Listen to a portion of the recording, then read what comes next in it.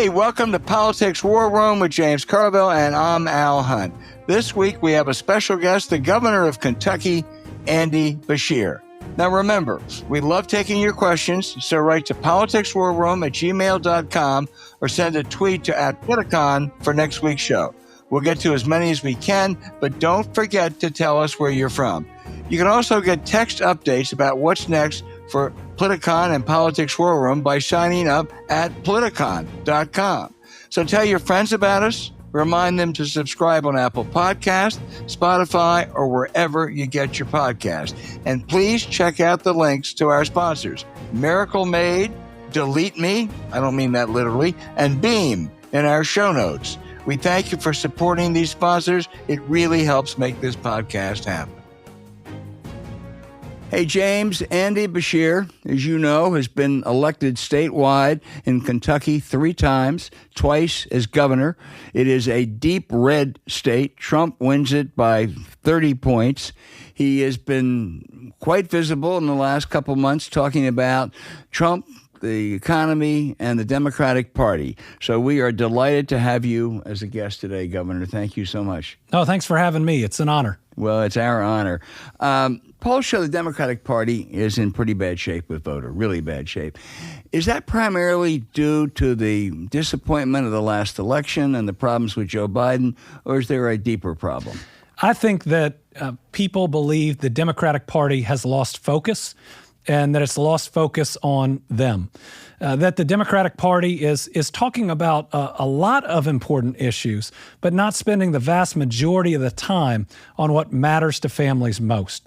It's a recognition that when somebody wakes up in the morning, they're not thinking about politics or the next election. They're thinking about their job and whether they make enough to support their family.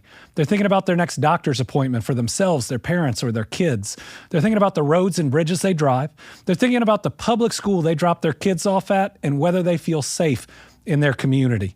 I believe that the last movable voters in the presidential election believed that the vice president was distracted by a lot of different issues and that Donald Trump was more focused on those key issues. But if you look at his presidency to date, he's focused on everything else and making it harder on the American families in each of those core issues. So while I think the American people think Democrats lost focus on what's most important to them, I believe the lane is wide open to try to restore that faith by showing our commitment to creating a better life for everybody. Well, let's talk about that for a minute, because one of the things that you've talked about and others are that he promised to end inflation, basically. It's gotten worse. The tariffs have gone over terribly. And so there is a argument that I think you and others make. Focus on that. Focus on the economy. Does that mean you set aside an issue like Culver Garcia, the man who was illegally actually deported to El Salvador, and Trump is ignoring court orders to bring him back? I think as not just as a Democrat, but in any of these jobs, you have to stand up for your principles, but that doesn't mean you don't spend 80% of your time talking about those core areas that matter most to people. So I think about my last reelection, and I ended up with one of the nastiest anti-LGBTQ bills coming across my desk that I'd ever seen, and I vetoed it. But the next day, I was out opening a new factory. The next day, we were out celebrating a new road that was going to cut 20 minutes off people's commute both ways, 40 more minutes with their families every single day. And so even when people might have disagreed with me over some of the hot topics, they believed that I was working to make their life better. And I think that's what people want. Keeping a focus on them. Yes, keep the focus. Let's talk about the tariffs. You have been very, very critical, as have many, many people. It's because they're very, very bad. That's right. Well, is the worst thing the tariffs themselves or the on-again, off-again indecision that really precludes certainty for businesses, investors, not to mention Kentucky bourbon makers? They are both bad, but if the tariffs were implemented in the way that Trump was proposing them, we're talking about $4,700 of additional costs per family in the United States. A Kentucky family can't afford that. That's not cutting their budget. It's blowing a hole in the budget that you can't make up. There's no way to survive and be able to pay those bills at the end of the month. And if that happens, and it's already starting, people are going to feel betrayed. And what small businesses are already experiencing is turning people that were strongly supportive of this administration either against it or making them look at it in a different way. I think about a company that I know that gets a lot of their materials from China, but they've got about 50 employees in Kentucky that then take those materials and assemble a good that they sell. They're looking at laying off 10% of their workforce in the next couple of weeks because of how much more those materials cost, and they can't pass it all along to their customers. So their customers are going to pay more, and there are going to be fewer Kentuckians working. That's how bad these tariffs are. Let me switch subjects just for a second, then I'll turn to James. You talk about your faith much more than most Democrats do. Tell us about it. I believe one of the most important things that Democrats need to do is explain our why. Not just what we believe or what we're doing or what decision we're making, but why we make it. I talk about my faith a lot because it's my driving why. So when I vetoed that nasty anti-LGBTQ bill, I explained why. I said I believe all children are children of God, and this bill is picking on a group of children out there that are already going through a whole lot, and I want them to know that their governor cares about them. And I remember the next day somebody came up to me and I thought, oh, I know what's about to happen here. And he stuck out his hand and I shook it. And he said, I'm not sure I agree with what you did, but I know you're doing what you think is right. Sometimes just sharing that why gives us the grace and the space to get beyond just are we for or against this and have a real conversation or at least an understanding that somebody can believe something different than us, but be coming from a good place. Well, in a transition from talking about faith, we'll go to James Carville in Las Vegas. Well, thank you. So, Governor, quickly, the Senate race, open seat in 2026. Have you made any decisions as to your interest in that race, or where are you on this? Yeah, I'm not running for that seat. I love the job that I have. Right. I wouldn't give up a year and a half being Kentucky's governor for 6 years in the U.S. Senate. We've got a lot of great senators that I respect, but in my job, I get to get things done. Is Rocky going to run? We'll see. We'll see. He's getting a lot of encouragement. It's my senior advisor. Ran against me for governor in my first race and gave me a heck of a run at it. But we ran against each other, and then we came together and formed a great friendship that has made me such a better governor. I think has enriched his experience, and we've been able to break every record from private sector investment to new jobs to exports to tourism, and I couldn't have done it without Rocky. Both of us being able to swallow a little bit of our pride and come back together after an election where we didn't attack each other. So tell us, Rocky. Now, I know it, and you know Rocky's last name, but he actually has a last name, I think. Rocky Atkins. He's my senior advisor. He was the majority and then the minority leader in the Kentucky House. Has done a lot of really good things in that role. So, Governor, I want to ask you a little bit of an offbeat question. I'll get back to more serious, but there's a big debate going on about funding for PBS and NPR. And I've spent a lot of time in Kentucky. And some people think this is a kind of ancillary issues that people like me say these things are very important to rural places that don't have this kind of thing. Do you have an opinion on whether the federal government should continue some minor funding of public television, public radio? Yeah, absolutely. When we look at all of our communities, we're better off when people are engaged. And radio, whether it's NPR or others, PBS on TV, is one way that we try to keep people engaged. And right now, with people getting their news from so many different places, some of them reputable, some of them not so reputable, I think it's really important to have those groups that really, under the law, based on the funding, have to be factual and provide information in a certain way. It's been an important part of our country. Are there things that could be done better? Yes. Do I always agree with what they report on me? No. But that doesn't mean... Really? That's amazing. Isn't it? It doesn't mean that it's not important. That James and I do, right. Well, whenever you say something nice, I agree with it. You're right. So, Governor, President Clinton points out very truthfully that in this century, 50 million jobs have been created under Democrats, 1 million under Republicans. And yet there's this persistent feeling that somehow or another Republicans are good for the economy. Maybe you could talk to us. This is the easiest, most relevant softball you're going to get. What's happened to Kentucky economic development since you've been governor? Have y'all stayed in place, or moved ahead, or fallen behind? We have the best economy, not just in my lifetime, but in our history. We brought in $35 billion of private sector investment, a record for any governor. And so when I learned that, I said, wait, who's second? And they said, your dad.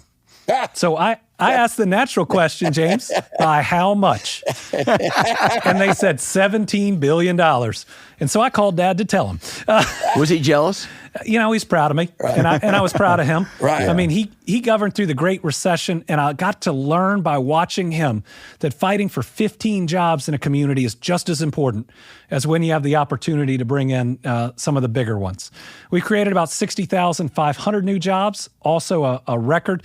We're exporting more around the world, though our biggest trading partner is Canada.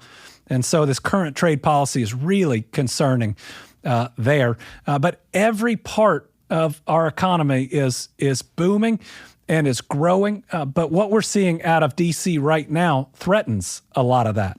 You think about the amount of foreign direct investment in Kentucky. We have the largest Toyota manufacturing plant in the world. Yet that's amazing, in the world. In the world. Yet you look at these proposed tariffs and what they could do. We actually have a Canadian company called Martin Rea in Western Kentucky in Hopkinsville. And parts go from Canada to Hopkinsville, Kentucky to Mexico and back. Imagine what will happen to that company if these go into effect. I mean, I like to think about trade policy as being complicated and requiring a nuanced and well thought out approach, then with very disciplined execution. And I guess in my Kentucky accent, we ain't seeing none of that out of this administration. Yeah. So just to interrupt a little bit of history here, people may not know, in 1987, for the first time, Governor Beshear's dad ran for governor, and I was running the campaign for Wallace Wilkinson, and we happened to win that election. And of course, the first person to come and endorse us was former Governor Steve Beshear. And he was a great governor, a great guy, and it's remarkable that we have a father-son combination in Kentucky, which is a state maybe second only to Louisiana that I feel great affection for. So I just wanted to point out that little historical anecdote, if you want.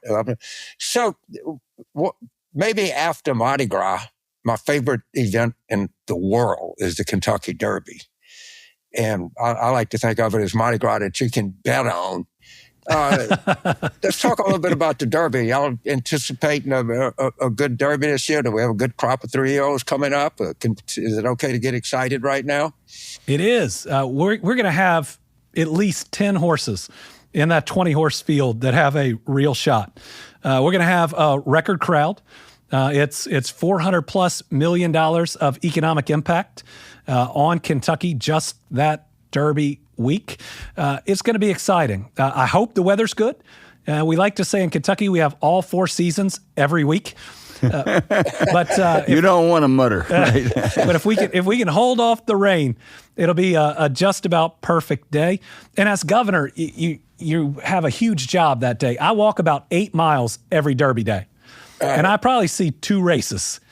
But the number of businesses that are in, the number of opportunities that are out there, you don't get another day like that as Kentucky's governor to say every day is like this in Kentucky. Come bring your jobs and come bring your business. So I know you've peeked at the long range weather forecasts, which are horribly not reliable, but do you see could we tell anything just yet about the weather on Derby Day? I've got hope this year. You got hope. I've got hope. All right. Well, God, I'm going to turn it back to Al, but boy, I tell you, this blistering cross-examination I gave you to talk about your economic record at Kentucky Derby, man, I don't know. Governor, I see what you mean about that hostile press corps. I mean, he really was. He is. Honest to God, no holds barred. I got to pick myself up off the floor after that one. Let me ask you about But I will say, James has been a good friend to me, helped out on both of those elections, willing to give me advice when I call, and I'm grateful. Well, I'm grateful for the job that you did for the Commonwealth. I mean, that you've been a really, not just a remarkable friend, but you've been a remarkable governor for the great Commonwealth. And I'm glad to do that. And we love having those fundraisers at Chrissy Brown's house because we can buy in a little bourbon while we. And I say all these positive things when he's wearing a shirt of another SEC team. It's amazing. It really is. The SEC, which has now become a basketball powerhouse as opposed to a football. Yes. You were in the lead there, but the others have caught up. Let me ask you about an issue that really matters to people in Kentucky, Medicaid. I think it's quite clear what the Republicans are going to do. They're going to go and they're going to put in some phony stuff, work requirements for able-bodied, waste, fraud, and abuse, which is an excuse to cut some other stuff and say we've saved a whole bunch of money. How's it going to go over? The cuts that they're looking at to Medicaid will be devastating for our families and rural health care all across America. Medicaid covers the people we love the most, our parents and our kids. 50% of Kentucky's kids are covered by Medicaid. That's half. And 70% of our long-term care costs are covered by Medicaid. And so when you think about the impact it's going to have on a family, families having to take in a relative, families worried about their child's prescription, this hurts us in a way that's really hard to put into words. But then you look at rural healthcare across Kentucky, and we've been growing. Access has been growing. People have been getting healthier. My dad expanded Medicaid, and 400,000 Kentuckians got coverage for the first time. Because of that, we now have 2 pediatric autism centers in Appalachia, when previously you had to drive hour and a half, 2 hours to Lexington, or a doctor told you the best thing you could do for your child is to move. And no one should ever have to hear that. The cuts they're looking at will devastate, if not eliminate, rural health care. And that has an impact on everyone. The rural hospitals are typically the second largest employer in the communities after the public school system. And you think about the loss of all of those jobs. And then whether you're covered by private insurance or Medicaid, you're still going to have to drive an hour or two to see probably the same doctor who couldn't stay in your community. But people understand Medicaid today a way they didn't 20 years ago. I see people up in arms about it. And I tell you what, it will, if they do this, it will cause a massive change in the way people vote.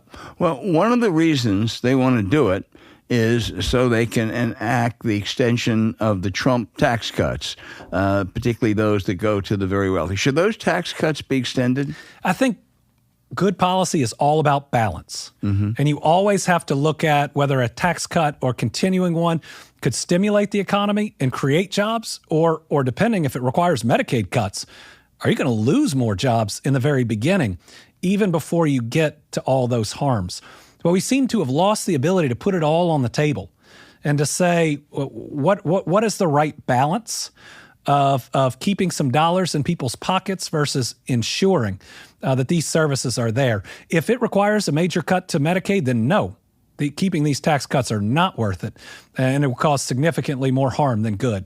Let me ask you about 2 sensitive personnel matters. You read, I'm sure, about the Defense Secretary, Pete Hegseth. There's chaos over there. The White House said the other day that the Pentagon has declared war on the administration, basically. Should Hegseth be fired, and would you call on the 2 Kentucky senators to call for his dismissal? Yes and yes. Yeah. Sharing classified information not once, but twice through a text app, sending it to family members, or lawyers, it just shows incompetence of someone who wasn't qualified by any standard compared to any other Secretary of Defense who looks like he spends more time on his hair than in his job.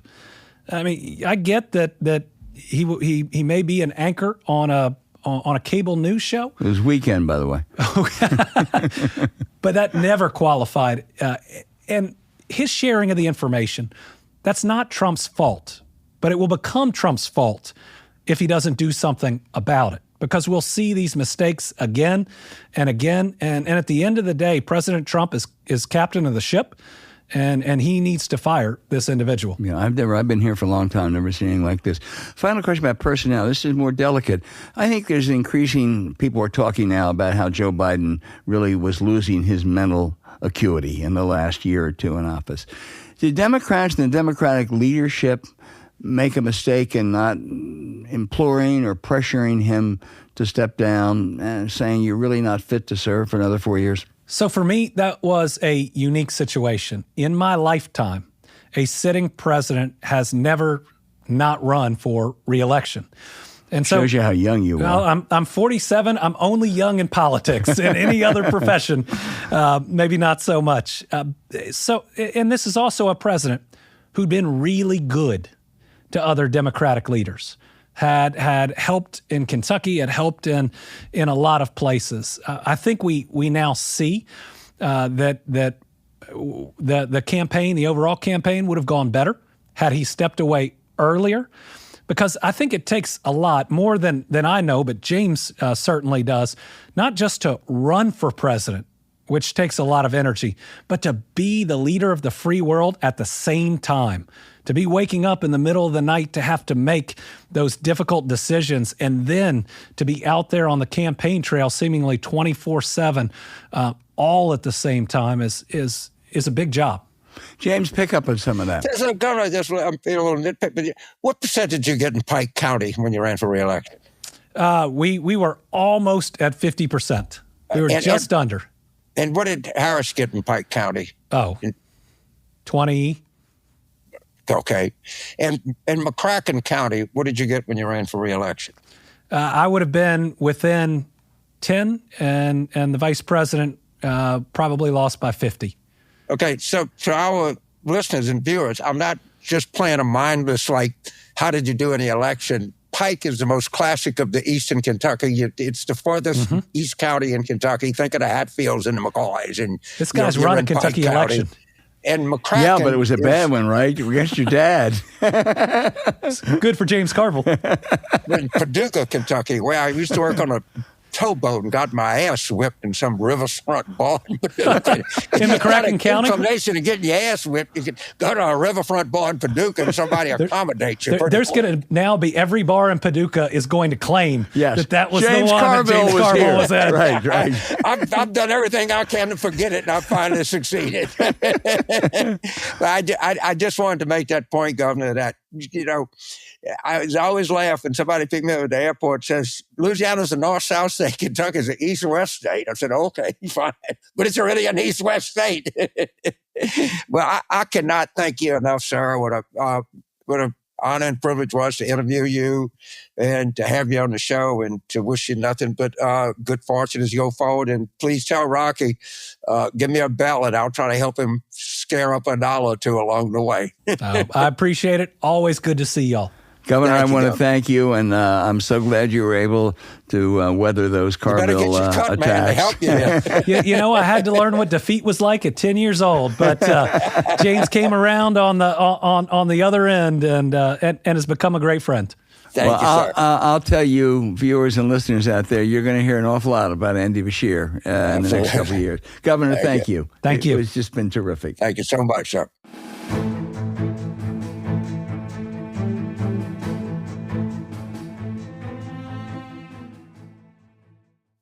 Let me tell you, with the climate acting like it is, or anybody lives in a subtropical climate like I do, or anywhere in the country, man, summer's coming, and if you want to get a good night's sleep, you can put the air conditioner on, but the thing that you're in most contact with is that sheet. And that's going to be the big determinant of the kind of night's sleep you're going to get. Because sleeping at the right temperature is a critical way to feel rested the next day. Now, if you wake up too hot or too cold, we highly recommend you check out Miracle Made's bed sheets so you can sleep at the perfect temperature all night long. Plus, the silver lining prevents 99.7%.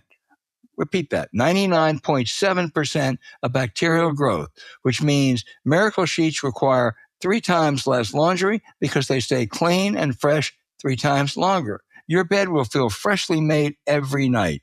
Stop sleeping on bacteria that can clog your pores and cause breakouts and acne. Sleep clean with Miracle instead. Trust us, with no more gross odors, life's a whole lot better in your household. The NASA-inspired, temperature-regulating, silver-infused fabrics truly give you maximum comfort in any weather. and they make pillowcases and comforters also. Join us in getting better sleep every night. Not only are Miracle sheets luxuriously comfortable, they don't have the high price tag of other luxury sheets. Miracle sheets feel nicer than bed sheets used by some 5-star hotels. So it's a vacation every time you get into bed. So upgrade your sleep as the weather heats up. Go to trymiracle.com/warroom to try Miracle Made sheets today. And whether you're buying them for yourself or as a gift for a loved one, if you order today, you can save over 40%. And if you use our promo War Room at checkout, you'll get a free 3-piece towel set and save an extra 20%. Miracle is so confident in their product that it's backed with a 30-day money-back guarantee. So if you aren't 100% satisfied, you'll get a full refund. So upgrade your sleep with Miracle Made. Go to trymiracle.com/warroom and use the code WARROOM to claim your free 3-piece towel set and save over 40% off. Again, that's trymiracle.com/warroom to treat yourself. Thank you, Miracle Made, for sponsoring this episode, and please look for the link in our show notes. Sleep cool and clean with Miracle sheets.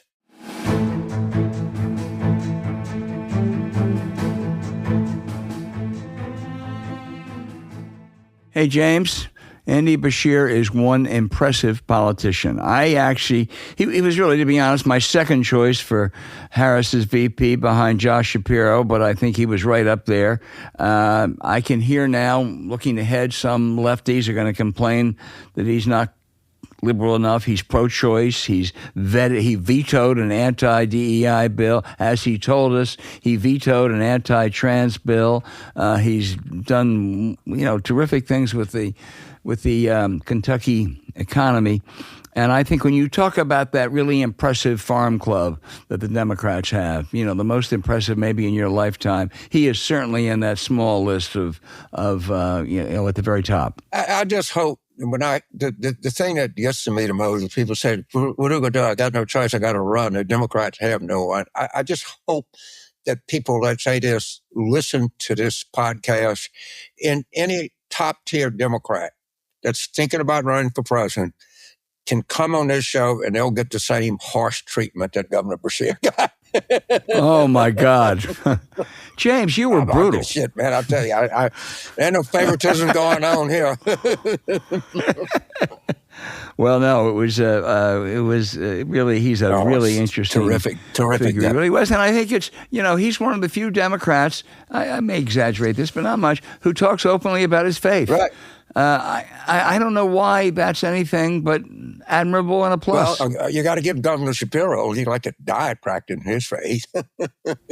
Yeah, he does. He does. Others do too, but. Some Mitch Landrieu, he talks about it he's very informed. He's Catholic youth. You're right.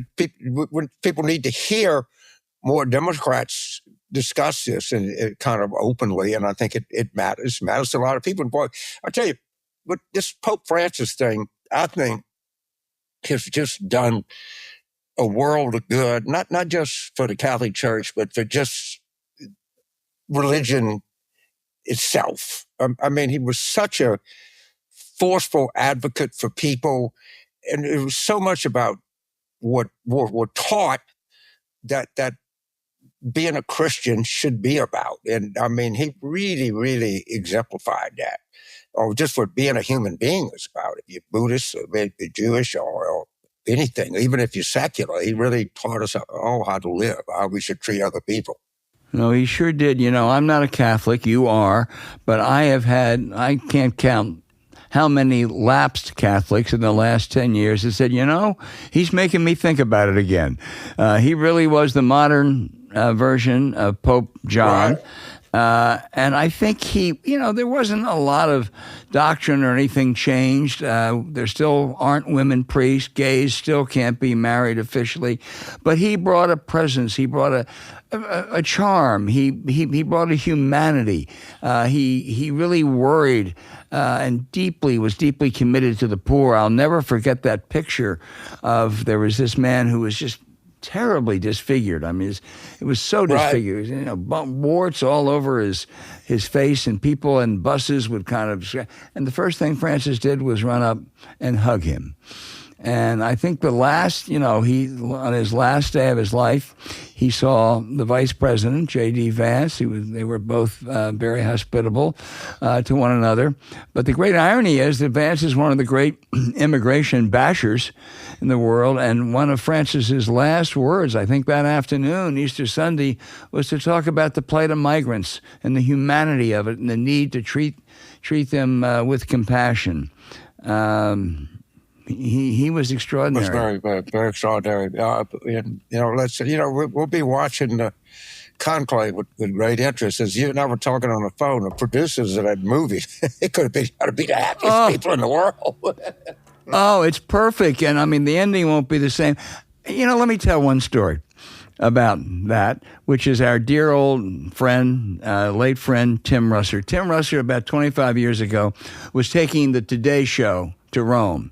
And he was hoping they could have a brief audience with the Holy Father. And Tim, of course, found the right person to talk to about that, who said, go see Cardinal Kroll in Philadelphia.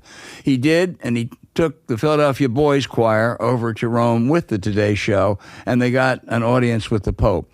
And what was the significance of Cardinal Kroll? He delivered the North American delegation on the second ballot. So, well, I say this for now. There's a lot of politics going to be going on in the Sistine Chapel, I promise you. Oh, well, the good thing is, I don't know what they'll do. None of us ever do. What's the line that you go in as thinking you're a pope and you come out as a cardinal? That'll be true of most of them. But I think 108 of the 135 eligible cardinals have been appointed by Pope Francis. I think the one thing that assures is there won't be a right-winger. We won't go back to the Benedict days. Whether there's someone in the model of Francis or not, we can only hope. I'm not betting his name escapes me just right now. It's the Filipino cardinal. I don't know why, just maybe. But I think that, they had a Polish and then a Argentine, and it is a worldwide church, and I have no idea. I'll just be watching it like anyone else. Heck, I watched the conclave and I had no idea who was going to win. Right. But there's also, as well as that Filipino, there's a mention of an African bishop. The African bishops are pretty hard right. And that's not going to happen, right? And they tend to be very, I don't want to cast on one cardinal, but the African church is really conservative, particularly when it comes to LGBTQ plus issues. So I don't. What do I know? Who am I to judge? Which was the greatest utterance to ever come out of the mouth of the Roman pontiff. Who am I to judge? Well, he was an inspiration to people all over the world. Some conservatives say, well, he really didn't bring the different factions of the church together, as if it's possible that the Opus Dei Catholics were ever going to, bond with the Jesuit progressives on things like immigration. But you know what? The American people were with Pope Francis, 80% approval rating. There aren't many politicians who wouldn't trade for that. I can tell you what, they're not going to do that. But if Cardinal Burke were the Pope, I'd be out of here like shit through a goose. But that's not going to happen, so I'm not worried about it. Does he get to vote? Is he under 80? No, I think he's over 80. Good. He should be disqualified no matter what. He's just a mean-spirited man. James, I'm going to switch. This is an incredible switch to go from, this saintly Pope Francis, just to a brief conversation about the Defense Secretary, Pete Hegseth. It is an absolute, not only is it an absolute disgrace, and if the Department of Interior or Commerce were in chaos and disarray and fighting with each other, it wouldn't be good, create some problems. When the Pentagon, when the United States military is in that situation, it is not only bad, it's dangerous. We knew this guy was unqualified. We knew he had a drinking problem. We knew there were credible charges of being a sexual predator, and yet 50 senators and the vice president still voted for him. Some of them ought to pay a price. They'll stick with him for a little while, but he ain't a long-termer, James, nor should he be. You know, so people know this. Every person in the armed forces has to learn the chain of command. That is the most sacrosanct thing there is in the United States Armed Forces, all right? At the top of the chain of command is the president. Next to the president is the Secretary of Defense. Understand, he's above the chairman of the Joint Chiefs of Staff. He's above the commandant. He's above anything that there is. If Pete Hegseth told a member of the armed services, you got to charge that machine gun nest, you got to charge that machine gun nest. You don't have any choice. And think of the great people that have been defense secretaries in the history of the United States.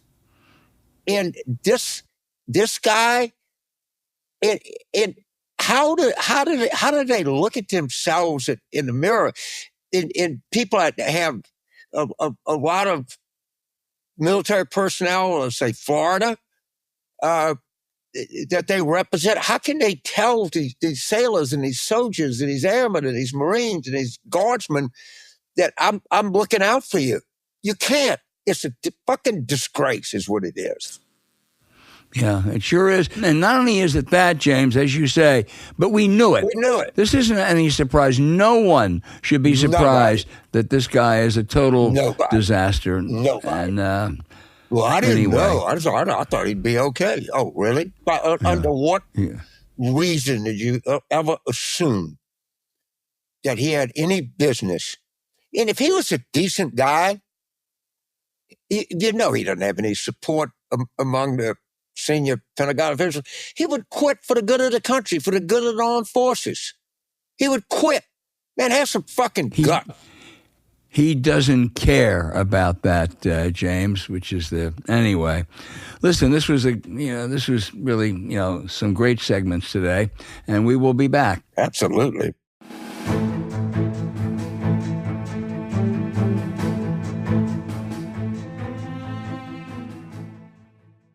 James, in the social media age, how important is it to protect your personal data from being shared online, especially with this administration?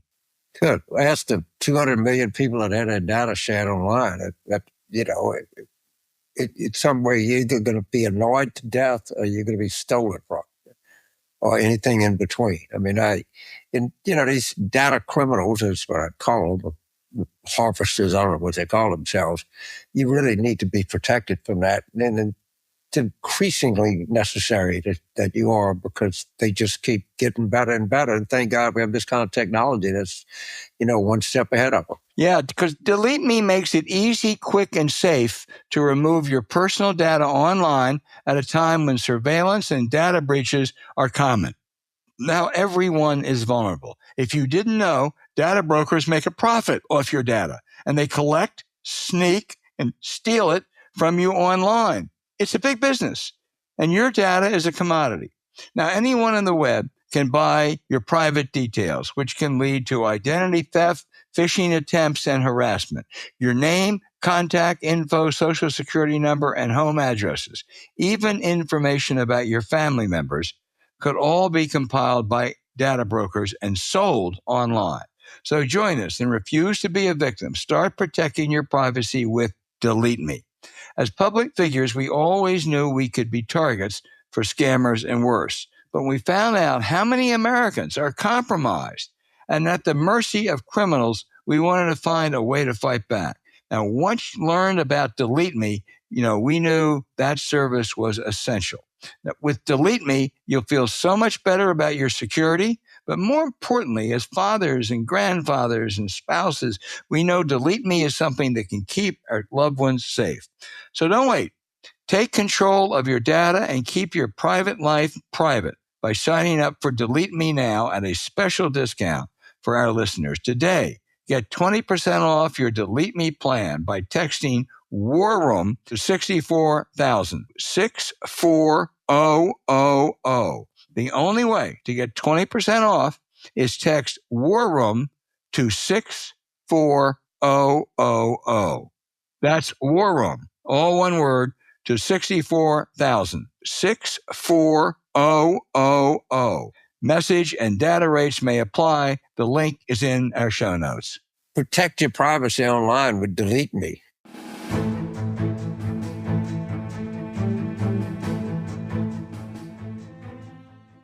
Hey, now for the outrage of the week, James. I understand why El Salvadorian strongman Bukele is a favorite of Donald Trump. They both are con men. When Senator Chris Van Hollen went to El Salvador to see his constituent, Colvar Garcia, who has been illegally deported there, Bukele reluctantly agreed to let him out of prison so they could meet. But then he tried to set them up. First, trying to arrange the meeting by a pool, as if they were at a resort down there. Van Hollen nixed that. And then when they did meet, Bukele's henchmen put extra glasses at their table and lied that they were drinking margarita. We all know if Trump were to follow court orders and bring the wrongly deported Garcia back, snapping his fingers at Bukele, the answer would be, yes, sir, how soon?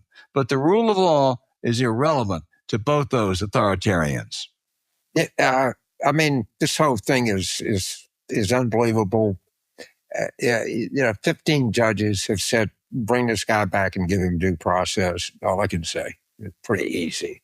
But my outrage, and this is an evergreen outrage because there's always a chance to do this. But this is the great question of federal disaster aid. You have all these people that when the disaster hits one part, they become great fiscal conservatives and they can't see spending that. Well, it seems like, tornadoes don't have a political compass and and a lot of them hit in places like Oklahoma, Arkansas, Missouri, Kansas, Tennessee, Kentucky, which are deep, deep red states. One hit Arkansas. The Republican Governor Huckabee Sanders, wanted aid. The White House, I don't want to get into the merits of it, whether true or not, said it wasn't sufficient. And then out of his seat comes Tom Cotton, complaining that Arkansas didn't get disaster relief. Of course, Tom Cotton has run his mouth against, way, way more deserving people getting disaster relief. And it's just one of the things that are really disgusting about Republican politics. It's always for thou and not for thee. And this just exposes it. I could do this 3 times a year. I promise you, the hypocrisy of this is just breathtaking. And it's been that way forever. James, you're so right. But, I grew up covering politics and covering a lot of Republicans. If there was one article of faith, they might disagree on how much tax cuts and had different views in the Cold War. The one thing they all agreed on was there should be minimal interference with the private sector, right? That's it. Right. Except, you know what? There has never been a president, Roosevelt or anyone else, who has interfered with the private sector the way Donald Trump is, telling law firms who they can hire, what they have to do for him, what policies they can have, telling universities that, telling businesses that. But have you heard a peep, with one or two exceptions, Lisa Murkowski, Don Bacon, have you heard a peep from any of those right-wing Republicans? No. It's not, and I guess the thing that I would say is, nor do I expect it. It's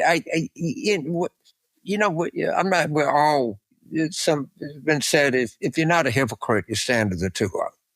Okay. There's some validity to that. Yeah. But to be a hypocrite 24 hours a day, 7 days a week, 365 days a year is really, and to be so not self-aware of it, it's almost impossible for me to comprehend.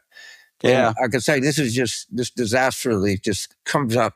Of course, it keeps coming up. It's coming up more and more, and it just exposes hypocrisy every time that it comes up.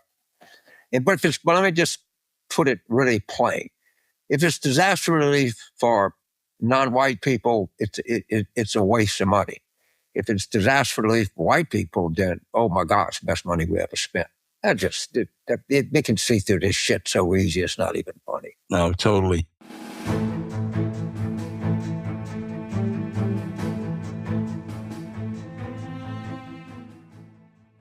it feels good when you're not off, but when it really feels good is you wake up the next morning, you had a good night's sleep. That's the real benefit is, come 7 a.m. in the morning. So it's like we've always said, you want every tool at your disposal to get a good night's sleep, and Beam is an essential part of your toolbox. Yeah, more true than ever. In today's America, every day feels like a barrage of news that keeps you up at night.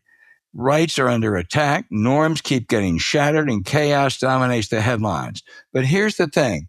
Rest is resistance. You can't stay in the fight if you're running on empty. That's why we're excited to tell you about something that's truly changed the game for us. Beam's Dream Powder.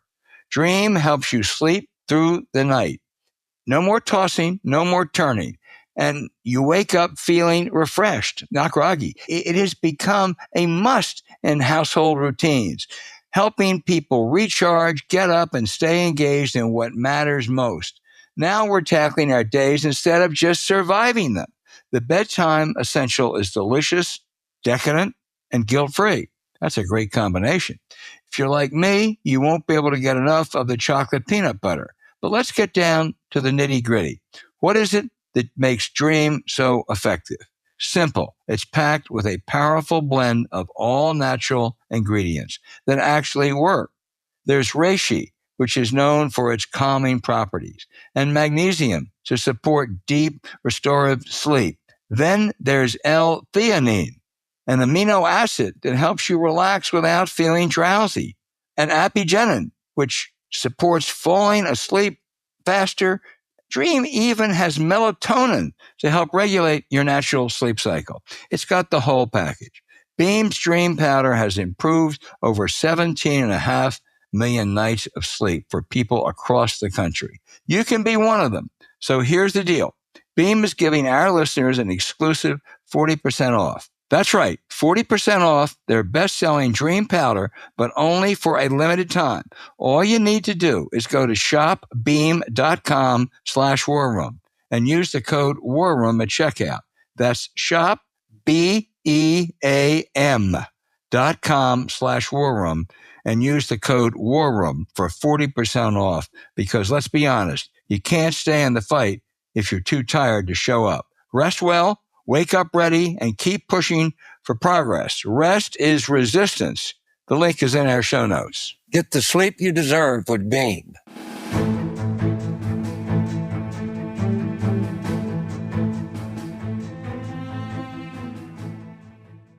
All right, James, now our listener questions.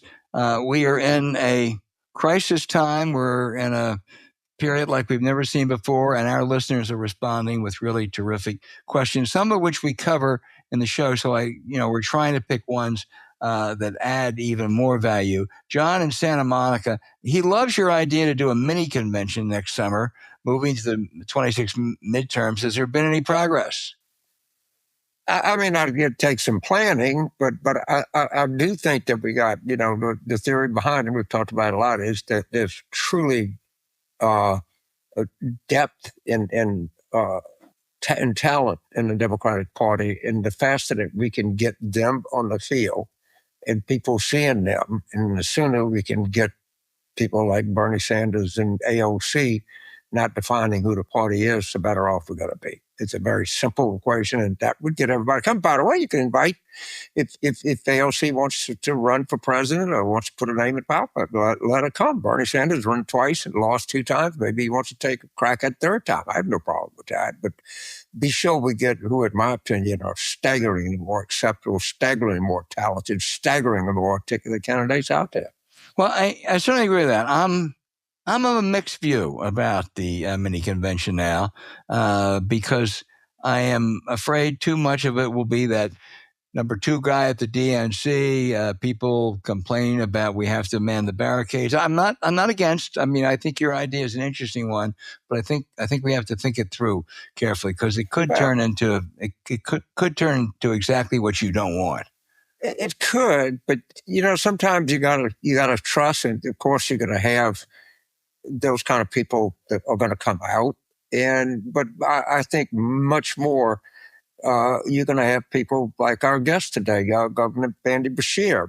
Hopefully he would be one of the people that would come out and yes. speak to us and tell us, and I could name 5 or 6 other people that are there. So we can't let a bunch of left-wing clowns determine our calendar. And by the way, they deserve a chance to be heard. How do you think they get on stage next to these guys? Not very well. Yeah. Not very well at all.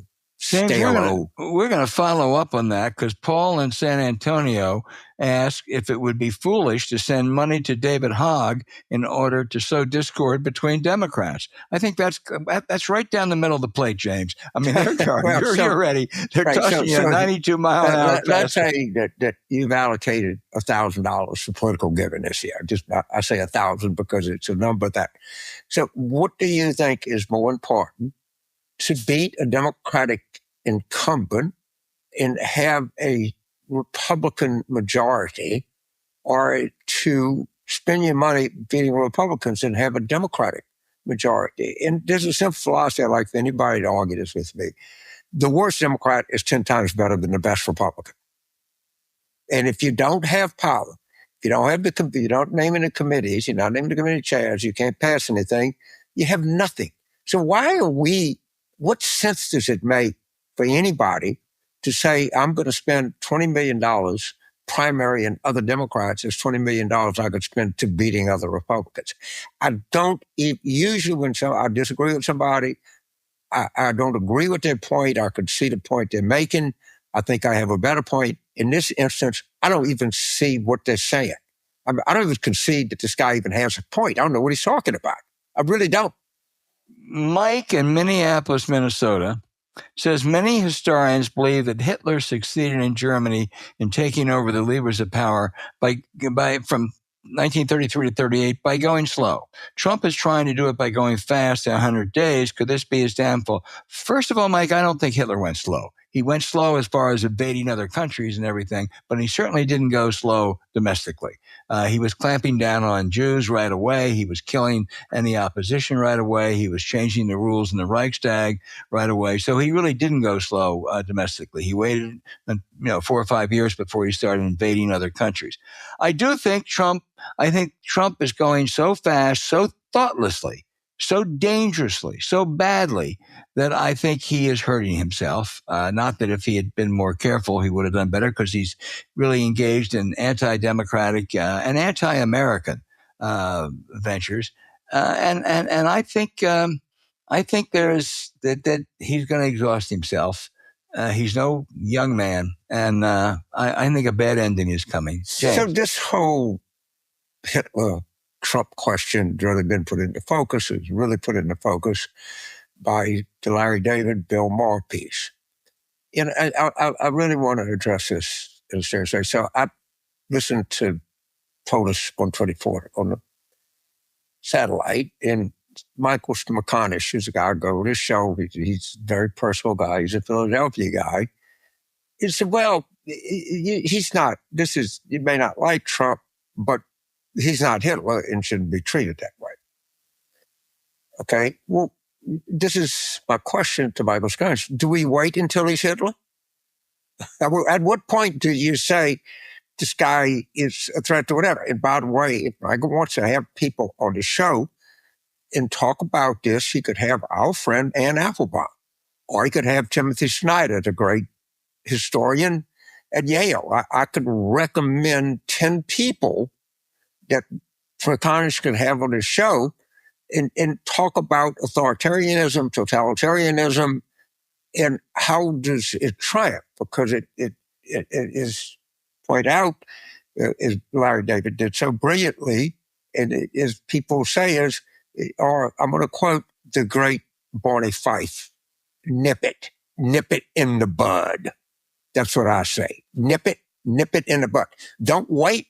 And one more point I would make to the defenders of all of this: what did Trump's first wife say the reading material on his night table was? I can tell you, Mein Kampf. It's German for my struggle, which is, you couldn't read it if you actually tried to read it. And you just can't. It's indecipherable. Yeah, and Pete Hegseth's people at the Pentagon have now banned Maya Angelou's books from the Naval Academy, but Mein Kampf is still there. I actually think Mein Kampf. Jackie Robinson, we got to get rid of him. Right, I think Mein Kampf ought to be there. I think Naval Academy. I think it should too. Right, they should I would assign it to my students, but I don't want to bore them to death. Right, but to ban, what you put on your night table. Yeah. Oh. I used to put Playboy magazine on my night table. James, let's not go there. I never thought about putting Mein Kampf on that.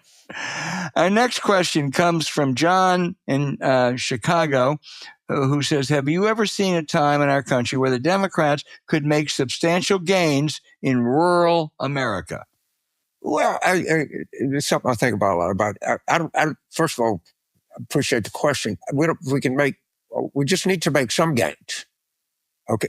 I don't know if it culturally over a period of time ingrained voting, we can make major gains, but we can certainly do better.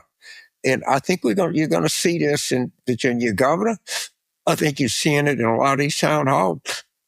I expect to have improved performance in rural America. I really do. And we don't need a lot. We just need a little bit. Right.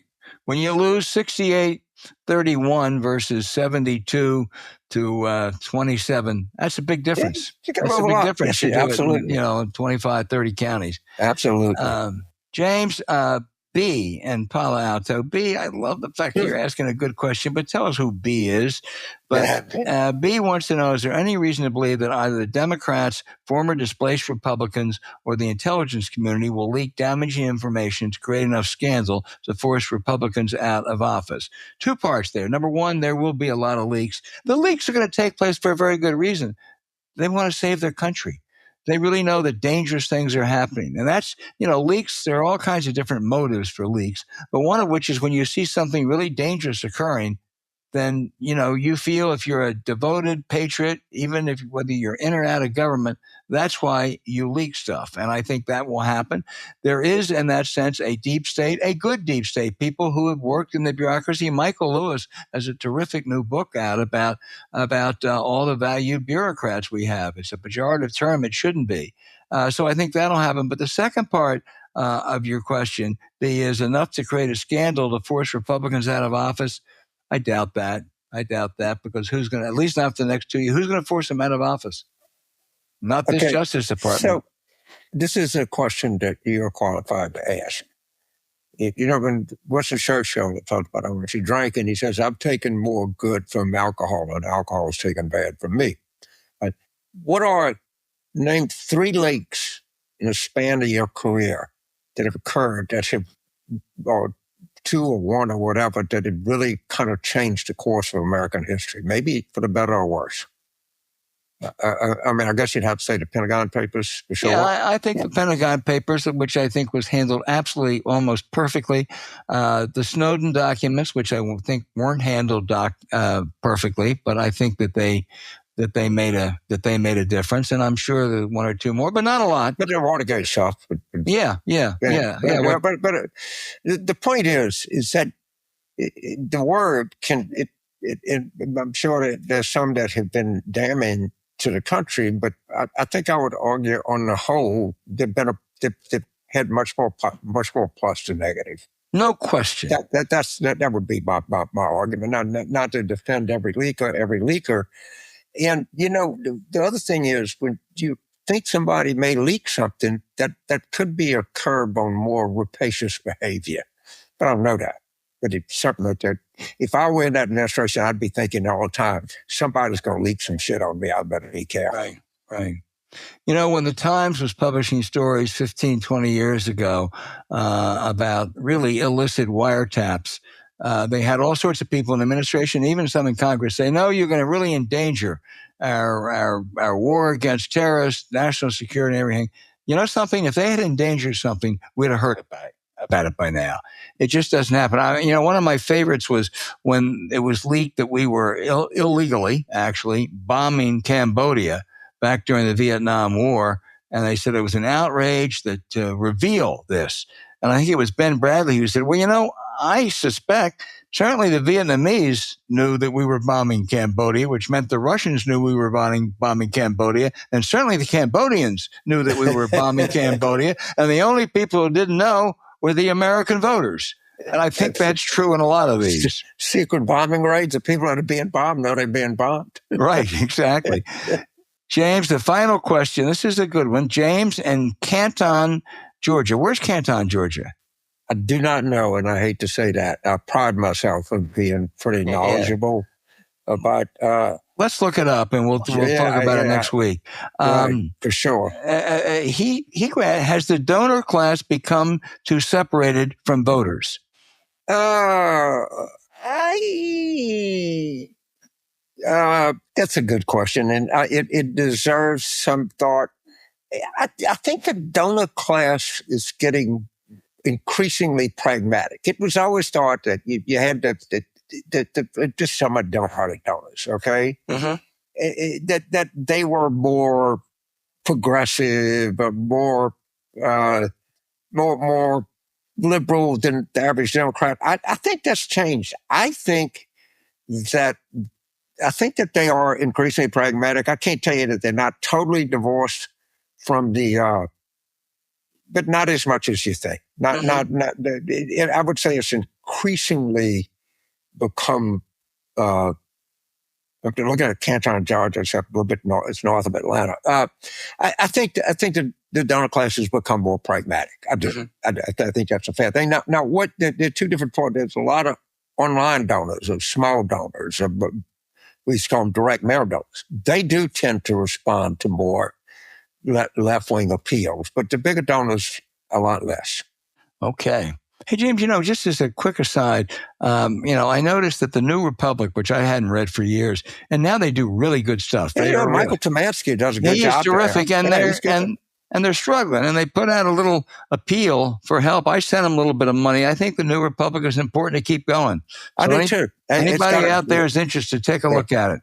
Yeah, do what I do, pay for the subscription anyway. That'll help some, but it's a glorious publication. It has a glorious history. They've had ups and downs like any publication that's going on like that. But I think they do really good stuff. I think Michael Tomatsky is a really good editor, and I would recommend anybody to, if you can't send them a check, at least go behind the paywall and pay them and try to help these guys because they do good work. Absolutely. It's the New Republic. Okay, thank you.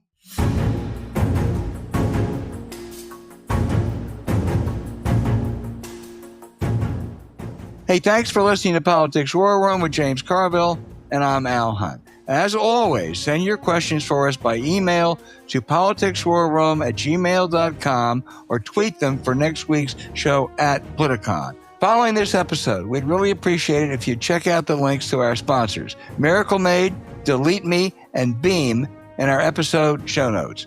We deeply thank you for supporting them because when you do, it helps make this podcast happen. Now, to keep up, subscribe to Politics War Room on Apple Podcasts, Spotify, or wherever you listen, and check out our Substack at politicswarroom.com. James and I are constantly adding new content, so go take a look. You can also find other shows you might enjoy on the Politicon YouTube channel or when you search Politicon on your favorite podcast sites. Now remember, please rate the show with a 5-star review. We'll be back next week with another show as we continue our War Room planning.